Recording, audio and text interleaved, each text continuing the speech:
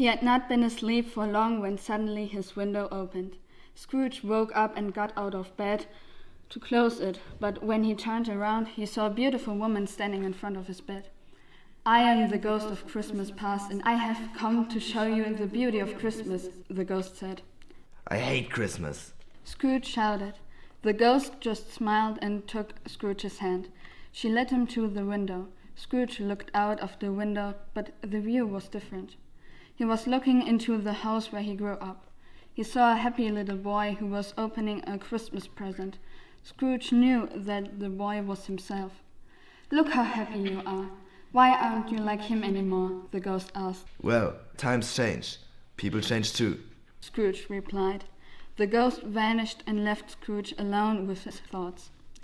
Scrooge tried to get back to sleep, but when he remembered what Marley had said, Free spirits. he thought. The thought of another ghostly visitor kept Scrooge awake.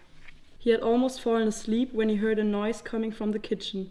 Horrified, he got up and walked to the kitchen. In the center of the kitchen stood a round giant man. Who? Are you a ghost too? Asked Scrooge. Yes, I am the ghost of Christmas present.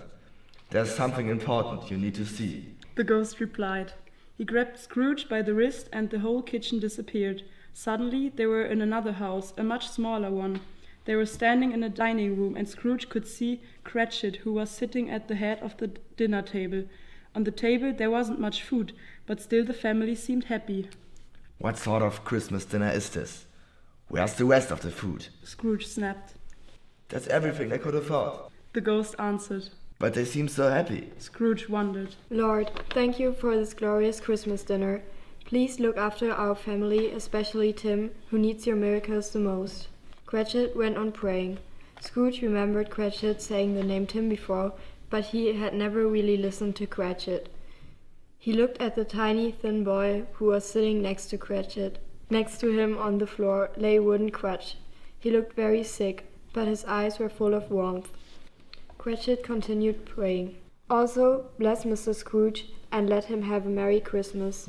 Cratchit's wife's face turned red and she started crying. If he would only pay you more money, we could move out of this tiny house, she said bitterly. Then she looked at Tim and even more tears ran down her cheeks. Scrooge's eyes began to water too. Will Tim get better? He asked the ghost. Nothing changes. I see an empty chair and a tiny crutch without an owner. The ghost said. Scrooge was devastated. You can't be right. He is just a little boy. Scrooge cried. The ghost looked at him and slowly disappeared. 1 moment later, Scrooge was standing in his kitchen alone.